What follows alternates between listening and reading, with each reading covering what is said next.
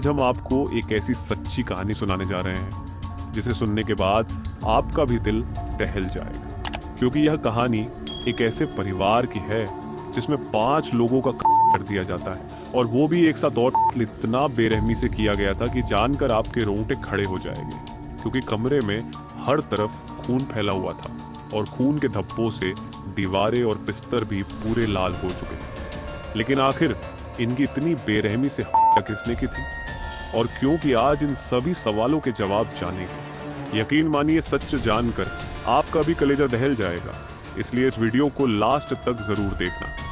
चलिए फिर शुरू करते हैं। दोस्तों, राजस्थान के अलवर जिले में बनवारी लाल शर्मा अपने परिवार के साथ रह रहा था। साल 1999 में बनवारी लाल की शादी राजगढ़ की रहने वाली संध्या शर्मा से हुई थी। शादी के बाद उनके 3 बच्चे भी हुए, जिनमें सबसे बड़ा बेटा अमन 17 साल का था, उनका दूसरा बेटा हैप्पी 15 साल का था और सबसे छोटे बेटे अज्जू की उम्र 14 साल थी। बनवारी लाल की शादी के कुछ साल बाद उसके छोटे भाई मुकेश की शादी भी बनवारी लाल की पत्नी संध्या की बहन कविता से हो गई थी। मुकेश और कविता के भी 2 बच्चे थे। उनका बड़ा बेटा निक्की 12 साल का था, जबकि उनका छोटा बेटा विनय मानसिक रूप से बीमार था, यानी उसकी मानसिक स्थिति ठीक नहीं थी। ये पूरा परिवार पहले तो अपने पुश्तैनी मकान में अलवर जिले में कठूमर तहसील के गारू गांव में रहता था, लेकिन 2003 से 4 के आसपास बनवारी लाल का पूरा परिवार काम के सिलसिले में अलवर के शिवाजी पार्क में आ गया था। लेकिन 3 अक्टूबर 2017 को संध्या शर्मा और कविता शर्मा दोनों बहनें रात को छत पर सोई हुई थी, जबकि परिवार के सभी लोग नीचे घर में सोए हुए थे। लेकिन छत पर सुबह की सूरज की रोशनी के कारण संध्या और कविता की नींद उस दिन जल्दी ही खुल गई, जिसकी वजह से वो दोनों बहनें पानी का मोटर ऑन करने के लिए नीचे आ गई। लेकिन जैसे ही मोटर ऑन करने के बाद वह दोनों बहनें कमरे के अंदर गई, तो वहां का दृश्य देखकर उनके मुंह से चीखें निकलने लगी और उनके रोने की आवाज सुनकर आस पास के लोग भी आ गए और वो लोग भागकर बनवारी लाल शर्मा के घर में जाते हैं। लेकिन पड़ोसियों ने भी जब उस कमरे के अंदर का मंजर देखा तो एक पल के लिए उनका कलेजा दहल गया, क्योंकि उस कमरे में लाशें ही लाशें पड़ी हुई थी। उस घर के मुखिया बनवारी लाल और उनके 3 बेटे अमन, हैप्पी, अज्जू और बनवारी लाल के भाई का बड़ा बेटा निवकी, उन सभी के शव खून से लटपट पड़े हुए थे। बनवारी लाल और बड़ा बेटा अमन फर्श पर पड़े थे, उनके अलावा बेड पर पड़े थे, और बनवारी लाल के पड़ोसी देखते ही समझ गए थे कि उस घर में कत्ल नहीं बल्कि कत्लेआम हुआ है। इसके बाद वहां पर मौजूद लोगों ने इस घटना की जानकारी तुरंत पुलिस को दे दी, और इधर सूचना मिलते ही पुलिस भी तुरंत मौके पर पहुंच जाती है, और एक ही घर में 5 लाशों को देखकर पुलिस भी कांप गई। और स्थानीय लोगों ने पुलिस को बताया कि बनवारी लाल और बड़ा बेटा अमन अभी जिंदा है, यानी उनकी सांसें चल रही हैं। पुलिस ने उन दोनों को तुरंत ही एम्बुलेंस से नजदीकी हॉस्पिटल भिजवा दिया, लेकिन हॉस्पिटल में डॉक्टरों ने उन्हें मृत घोषित कर दिया। और एक ही घर में 5 लोगों के की रखबर पूरे इलाके में आग की तरह फैल गई थी। पुलिस ऑफिसर के साथ साथ डॉग स्क्वाड और फॉरेंसिक टीम को भी घटनास्थल पर बुलाया जाता है। और इधर बनवारी लाल के घर वालों का रो रो कर बुरा हाल हो चुका था। संध्या तो अपने पति और बच्चों की लाशों को देखते ही बेहोश हो गई थी। वह बार बार बेहोश हो जाती थी, जिसकी वजह से उसको भी हॉस्पिटल में भर्ती कराया गया। इसके बाद पुलिस और फॉरेंसिक टीम उस घर की बारीकी से जांच करती है। कमरे में हर तरफ खून के धब्बे थे। इसके अलावा घर की दीवारें, फर्श, बेड और बिस्तर सब कुछ लाल रंग में रंगे हुए थे, और फॉरेंसिक टीम को दीवारों पर कुछ फिंगरप्रिंट्स भी मिलते हैं, और घर का कुछ सामान भी अपनी जगह से इधर उधर था। 2 शवों को तो पहले ही हॉस्पिटल भिजवा दिया गया था, और शुरुआती जांच करने के बाद घर में मौजूद 3 बच्चों के शवों को भी पोस्टमार्टम के लिए हॉस्पिटल भिजवा दिया गया। इसके बाद डॉक्टर्स की एक टीम उन 5 शवों का पोस्टमार्टम करती है। इधर पुलिस भी अपनी तफ्तीश और पूछताछ करनी शुरू कर देती है। पुलिस सबसे पहले इस बात का पता लगाने की कोशिश करती है कि आखिर वह बदमाश घर के अंदर किस तरह घुसे थे, क्योंकि उस घर में एंट्री करने के लिए 2 दरवाजे थे। एक तो मेन दरवाजा था जो एक गली में खुलता था, जबकि दूसरा दरवाजा एक कमरे में खुलता था। और कविता ने पुलिस को बताया कि सुबह जब वह दोनों बहनें छत से नीचे आईं तो उन्होंने देखा था कि घर का मेन गेट खुला हुआ है। उसकी कुंडी खुली हुई थी, यानी जिस तरह से रात में उस गेट को बंद किया था वह उस तरह से बंद नहीं था। कविता के बयान से पुलिस को लगा कि बदमाश मैन दरवाजे से ही घर के अंदर आए होंगे, लेकिन उस दरवाजे पर फोर्सफुली एंट्री के कोई भी सबूत नहीं थे, यानी उस दरवाजे को जबरदस्ती खोलने की कोशिश नहीं की गई थी, अंदर से ही खोला गया था। क्योंकि ऐसा कोई अकेला इंसान तो नहीं कर सकता था, जरूर इसमें कई लोग शामिल रहे होंगे। लेकिन अब सवाल यह था कि जब यह वारदात हुई थी तो उस समय चीख पुकार या हाथापाई की आवाज छत पर सो रही कविता और संध्या को तो जरूर सुनाई देनी चाहिए थी। और पड़ोसियों का यही कहना था कि उन्होंने भी इस घर से किसी तरह की कोई आवाज नहीं सुनी थी। यही नहीं बल्कि फर्स्ट फ्लोर वाले कमरे में सो रहे बनवारी लाल के परिवार वालों ने भी कोई आवाज नहीं सुनी थी। ये घटना 2 और 3 अक्टूबर 2017 की दरमियानी रात को हुई थी। उस रात बनवारी लाल के छोटे भाई मुकेश घर पर मौजूद नहीं थे। मुकेश इस घटना से 3 दिन पहले ही अपने काम के लिए शहर से बाहर चला गया था। हालांकि इस वारदात के बाद घर वालों ने मुकेश से कांटेक्ट करने की बहुत कोशिश की, लेकिन वो लोग नाकाम रहे। यानी इधर उनके घर में इतनी बड़ी वारदात हो गई थी और मुकेश को इस बारे में कुछ भी नहीं पता था। इसके बाद पुलिस की कई टीमें बनाई जाती हैं और उन्हें अलग अलग काम सौंप दिए जाते हैं। साथ ही घटना स्थल के आसपास और रास्ते पर लगे सभी सीसीटीवी कैमरा को भी खंगालने की कोशिश की जाती है। हालांकि वहां पर बहुत ज्यादा कैमरे नहीं लगे हुए थे, लेकिन फिर भी कुछ दुकानों और कुछ बड़े घरों में लगे सीसीटीवी कैमरा को चेक किया गया, मगर कोई सुराग नहीं मिला, क्योंकि उन सीसीटीवी कैमरों में कोई भी सस्पेक्ट नजर नहीं आ रहा था। दरअसल बनवारी लाल के घर में आने के लिए कई ऐसे रास्ते थे जिनसे कोई भी व्यक्ति बिना किसी कैमरे की नजर में आए उस घर में आराम से आ जा सकता था। इसके बाद पुलिस ने यह भी पता लगाने की कोशिश की कि बनवारी लाल की किसी से कोई दुश्मनी तो नहीं थी, लेकिन अगर बनवारी लाल की किसी से कोई दुश्मनी या झगड़ा होता तो भी केवल बनवारी लाल का ही कत्ल करता, लेकिन यहाँ पर तो मासूम बच्चों का भी बड़ी बेरहमी के साथ कत्ल किया गया था। इसके बाद पुलिस शर्मा परिवार के हर एक व्यक्ति के बारे में डिटेल से जानने की कोशिश करती है, क्योंकि हो सकता है यहीं से कोई सुराग मिल जाए। जैसे कि हमने आपको वीडियो में पहले बताया था कि बनवारी लाल पहले अलवर जिले में कठूमर तहसील के गारू गांव में रहा करता था। उनका वहां पुश्तैनी मकान था, उनके पास थोड़ी बहुत जमीन भी थी। उन सब की देखभाल बनवारी लाल के चाचा का परिवार करता था, लेकिन जब बनवारी लाल ने अपने चचेरे भाइयों से जमीन का बंटवारा करने को कहा तो वो लोग बहाने करने लगे, जिसकी वजह से जमीन के बंटवारे को लेकर बनवारी लाल का अपने चाचा से जमीनी विवाद शुरू हो गया था।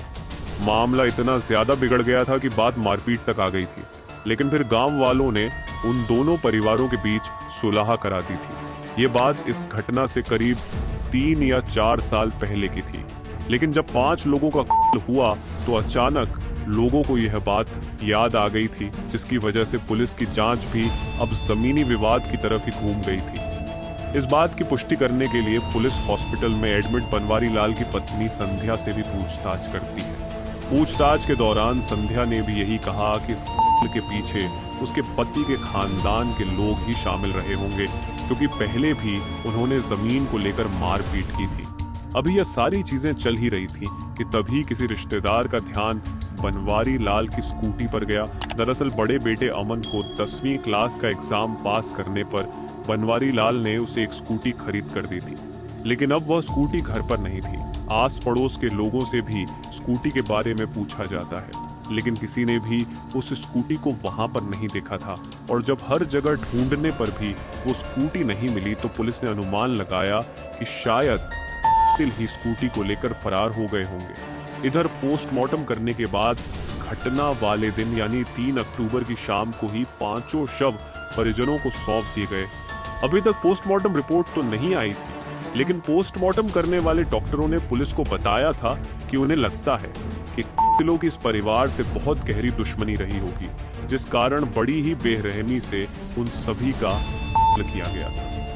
करने के लिए किसी धारदार चाकू जैसे हथियार का इस्तेमाल किया गया था, जिसके वार से हड्डियां तक टूट गई थी उन सभी के गले पर कट के निशान भी पाए गए थे। इसके अलावा पेट और दिल पर भी कई वार किए गए थे। साथ ही पोस्टमार्टम करने वाले डॉक्टरों ने पुलिस को बताया था कि उन 5 लोगों में से 4 लोगों को कोई नशीली चीज खिलाई गई थी, क्योंकि उन 4 लोगों के शरीर पर रेसिस्ट करने के कोई भी निशान नहीं थे और ना ही वारदात के समय उनमें से किसी ने कातिलों का विरोध किया था। उनमें केवल बनवारी लाल का बड़ा बेटा अमन ही ऐसा था जिसकी बांह पर चाकू के कई निशान मिले थे, जिससे लग रहा था कि उसने ही कातिलों का विरोध किया होगा। यानी अमन के अलावा बाकी सभी का बेहोशी की हालत में ही कत्ल किया गया था। जांच के दौरान घर वालों ने पुलिस को बताया कि घटना वाली रात को सभी लोग जल्दी सो गए थे और उन्हें उस रात नींद भी बहुत गहरी आई थी। शायद यही वजह थी कि उस रात किसी ने भी घर में कोई शोर नहीं सुना था। इधर पुलिस सोच रही थी कि पूरे परिवार को एक साथ इतनी गहरी नींद कैसे आ सकती है। कहीं ऐसा तो नहीं था कि उस पूरे परिवार को ही नशीली चीज खिलाई गई हो। और घर में पिछली रात की कुछ रोटियां और सब्जी बची हुई थी।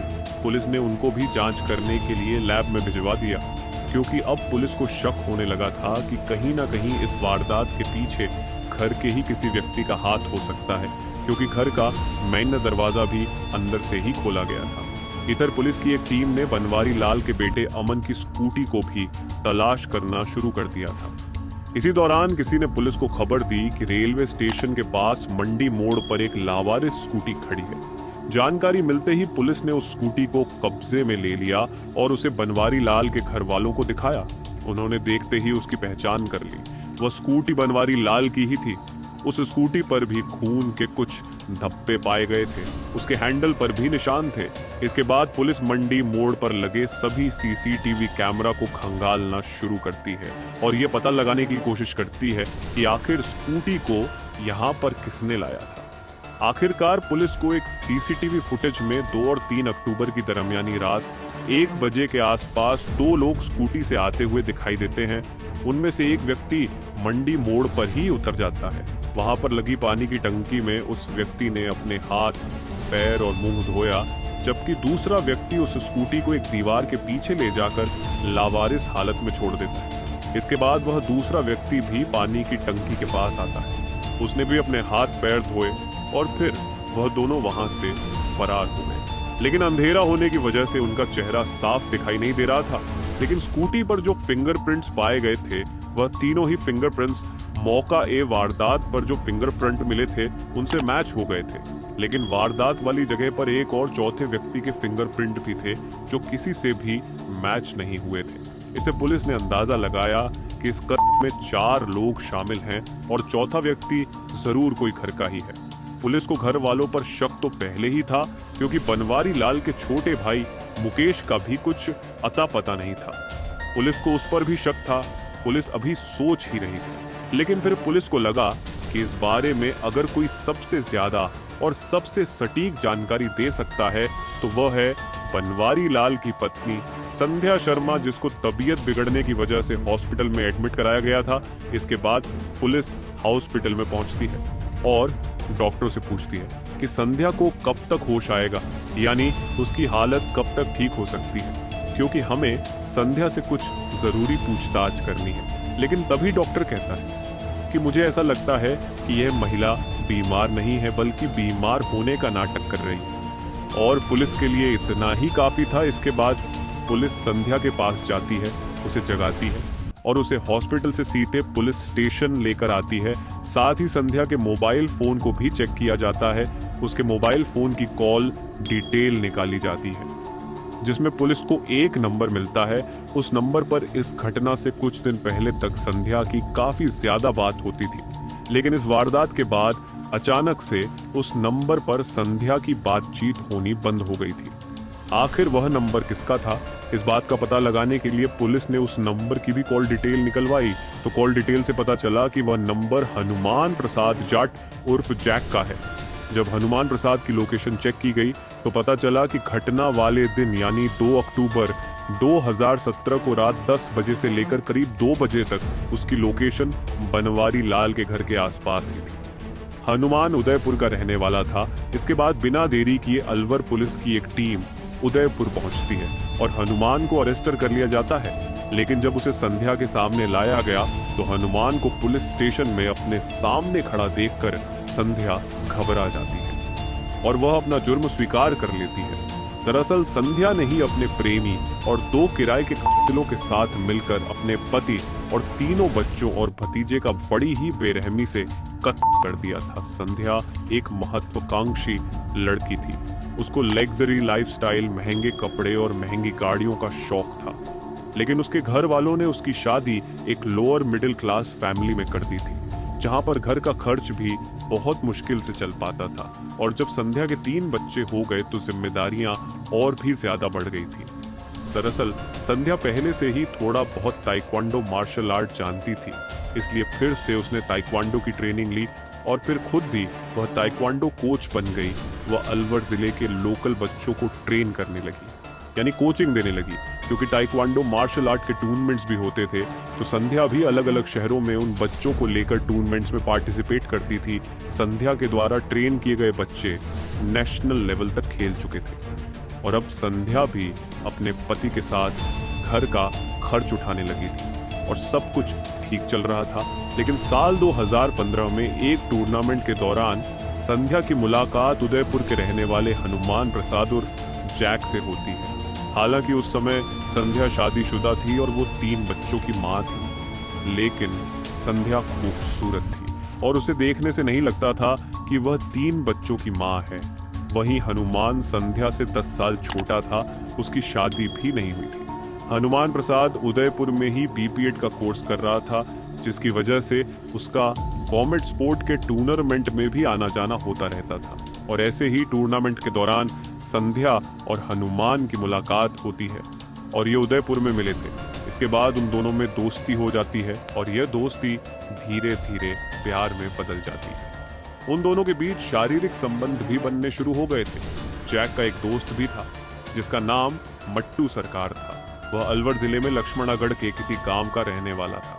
जैक अपने दोस्त मट्टू सरकार से मिलने के बहाने अलवर आता था और संध्या भी बच्चों को ताइक्वांडो की ट्रेनिंग देने के बहाने जैक से मिलने के लिए जाती थी। वह दोनों कई दिनों तक मट्टू सरकार के घर पर ही रहते थे। लेकिन ये एक्स्ट्रा मैरिटल अफेयर आखिर कितने दिनों तक छुप सकता था। और फिर एक दिन बड़ा बेटा अमन अपनी माँ को जैक के साथ देख लेता है और अमन सारी बात अपने पिता बनवारी लाल को बताता है। और बनवारी लाल संध्या को बहुत डांटते फटकारते हैं और उसे समझाते हैं कि ये काम तुम्हें शोभा नहीं देता, तुम्हारे 3 बच्चे हैं, तुम्हें शर्म आनी चाहिए।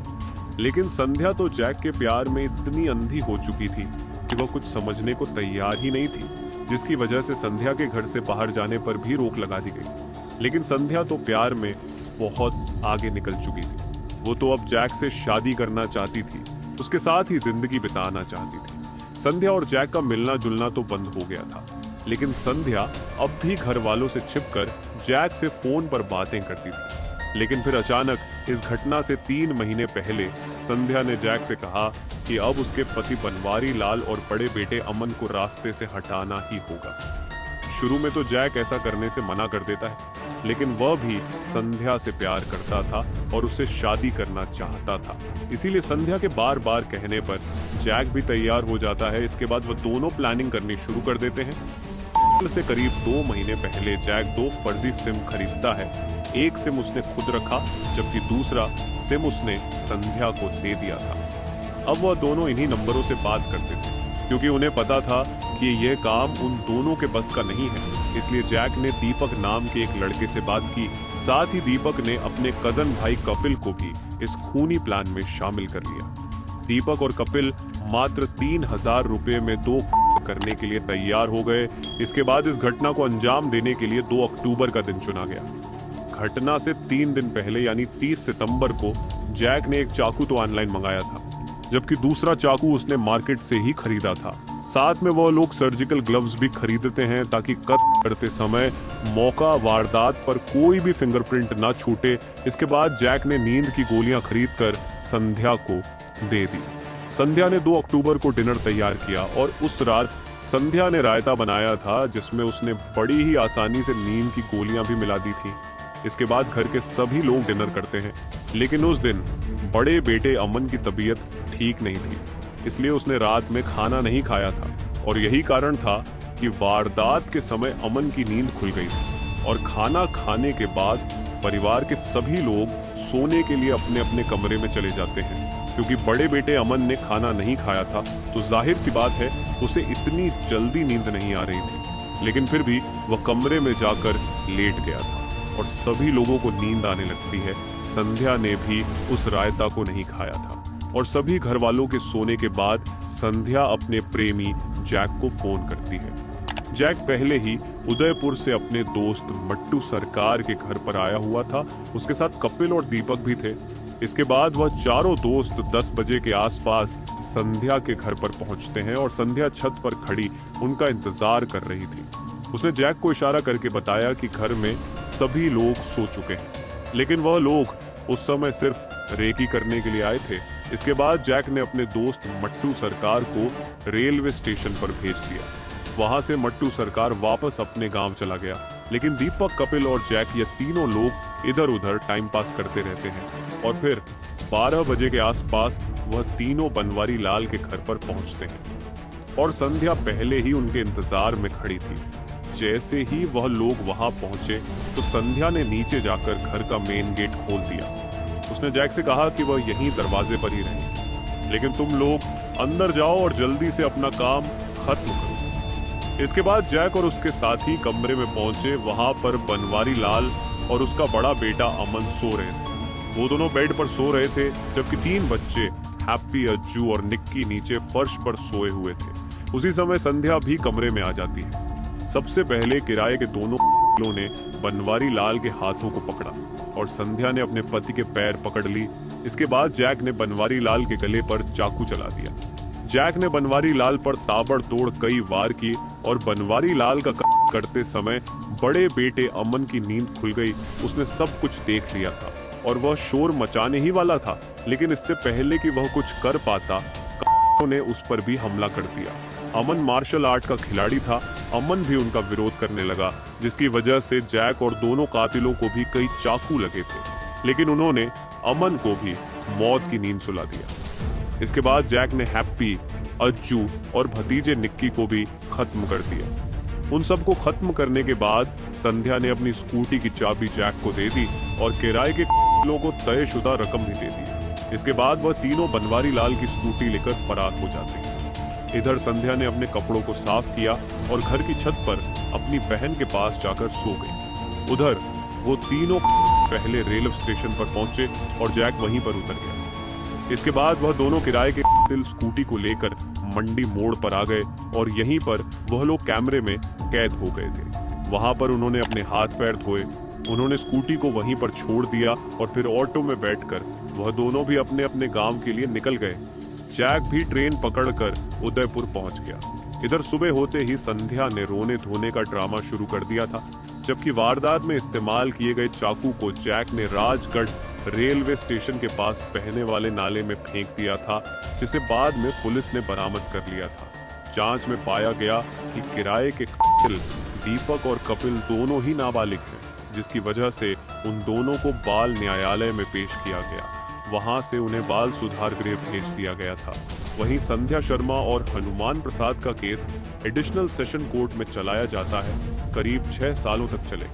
इस केस में 77 गवाहों को पेश किया गया।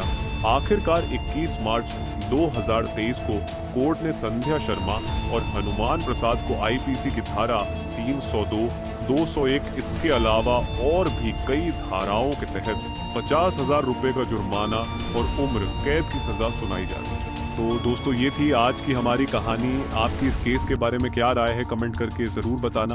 और अगर आपको ये वीडियो अच्छा लगा हो तो इसे लाइक करें, शेयर करें और अगर आपने अभी तक इस चैनल को सब्सक्राइब नहीं किया है तो चैनल को सब्सक्राइब कर लीजिए। मिलते हैं अगली वीडियो में, तब तक के लिए धन्यवाद।